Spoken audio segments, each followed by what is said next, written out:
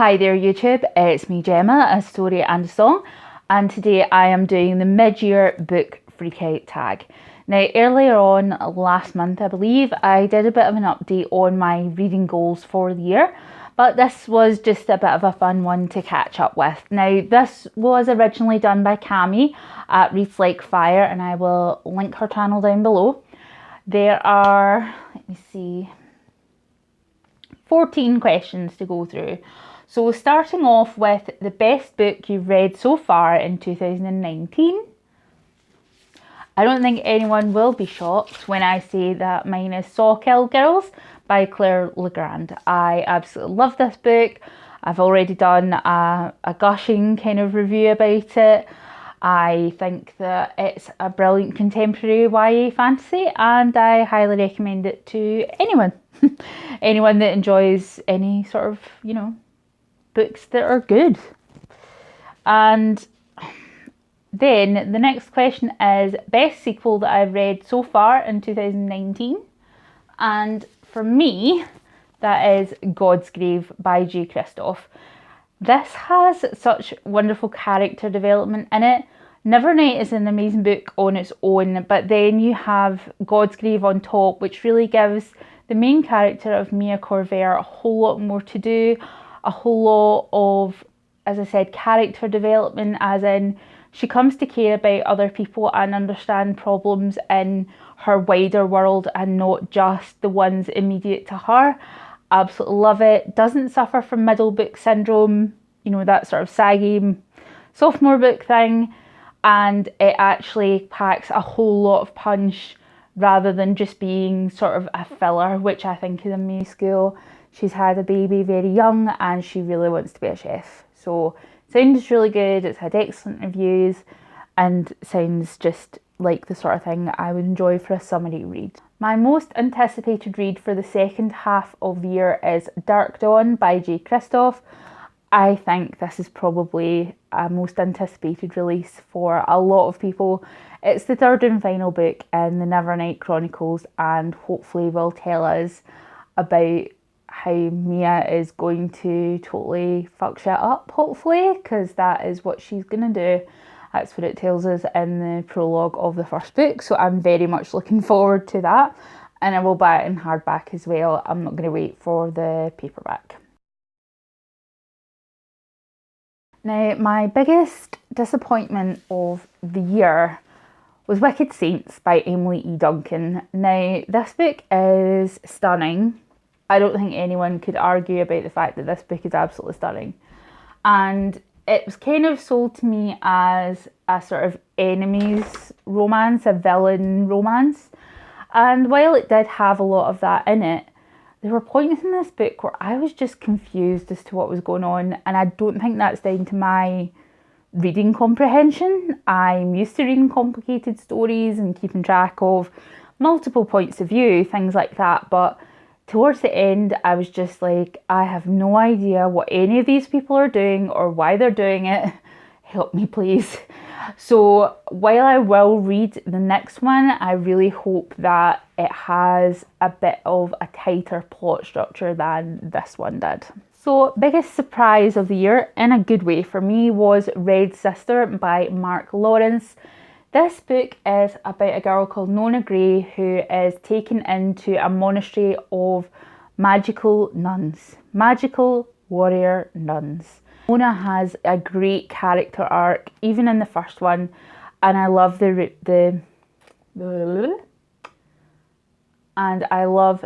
emphasis on the friendships in this book. The side characters are all fascinating. The mythology of the world is great. And I was really surprised because I had this sitting on my Kindle waiting to be read for a while, and it never really sparked my interest. But then one day I was like, you know what, I'll give it a shot, and I'm really glad I did because I love it. And I was really surprised. I binged the whole series within about a week or so. Now, the next question is favourite new author, debut or new to you? I'm going to say Claire Legrand because she wrote Saw Kill Girls, which is my favourite book of the year so far. And also I have Furyborn and Kingsbane in my to be read pile, which look excellent. So I'm pretty confident that I'll enjoy what Claire Legrand is going to do next. This is maybe a bit of a cheat. But the next two questions are newest fictional crush and newest favourite character. I'm going to say the same character for both of them. I'm going to say Queen Sabrin from The Priory of the Orange Tree.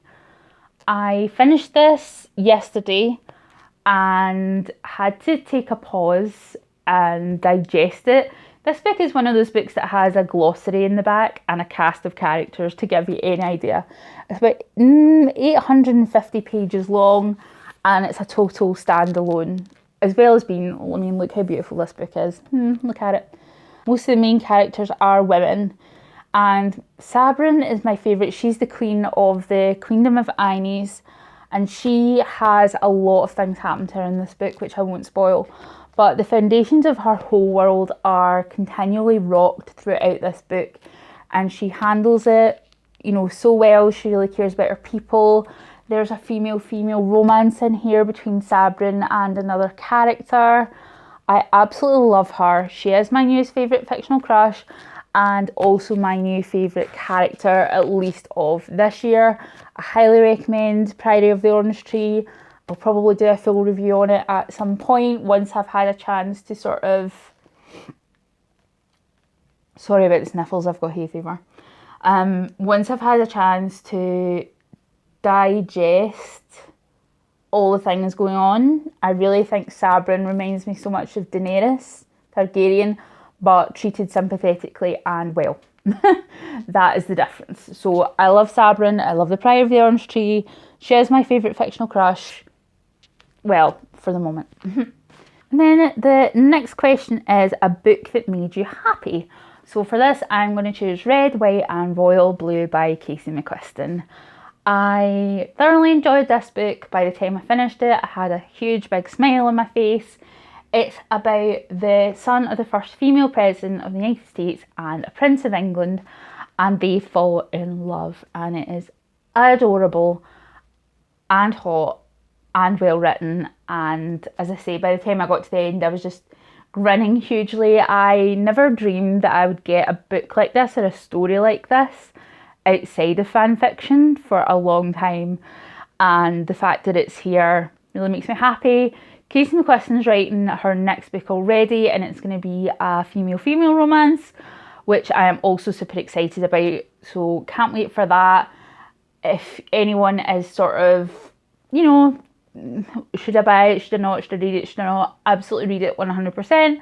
I think you'll enjoy it. Also not my usual sort of fantasy fare. I was really surprised because I don't normally read non-historical romances, especially not contemporary romances. But, you know, I might have to give some more a chance. Give contemporary romance a go. The next question is the most beautiful book you have bought or this... Blah.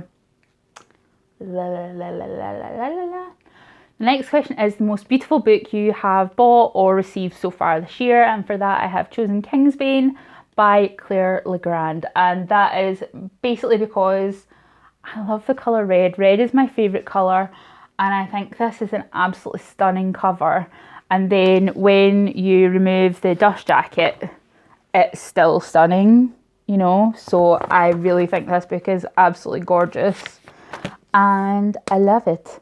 I would give Wicked Saints a call out, a bit of an honourable mention for that as well, because I think Wicked Saints is a gorgeous book despite the fact that it disappoints. What books do you need to read by the end of the year is the next question. Now I'm going to say I don't need to read any books by the end of the year, no one's forcing me, so books I want to read by the end of the year. I really want to read Carry On because Wayward Son is coming out. Everyone tells me that I will love this book and I think I will. I actually own 2 copies of this. I own this paperback edition. I also own the original hardback as well. Have I read either of them? No, I haven't. And to be honest with you, I'm quite ashamed. Look at this book, it's so pretty. And then you've got these like lovely end papers in here as well. I really think it's lovely. I haven't read it yet. I will read it once the Book Junkie trials are done. I'm in the middle of reading The Gilded Wolves right now for the Bookie Trials Grail. I've finished everything else. Once I finish that, I'm going to read Carry On for one of the prompts. I shall try and make it fit. And also I'm probably going to read Furyborn as the Queendom Stones, so that I can get started on Furyborn and Kingsbane. And then we'll see what else. I'm not going to make a definite TBR for this month because I know that I will not stick to it. I just can't. I'm a mood reader. I can try and put together a suggested list of books I want to read in the month. The chances of me actually sticking to it without a readathon are so small. And then, you know, I don't want it to become a chore for books that I like to read. I don't want to be slogging through things and thinking, why am I doing this to myself? I read for enjoyment, not competition. So that is everything for the mid-year book freakout tag. I have checked out quite a few people's. The last question actually, sorry, I forgot I've left one out. There's one more question, which is favourite book community member. I have a lot of favourite book community members and I will link quite a few of them below. I subscribe to a lot of channels and I don't want to sort of narrow that list down because there's some that I like that are really big booktubers, or some that I like that are really small. So I will just leave some of my favourites below and you should check them out. But this is definitely actually the end of this tag. So have a great afternoon, great evening, wherever you are. Take care. Bye bye.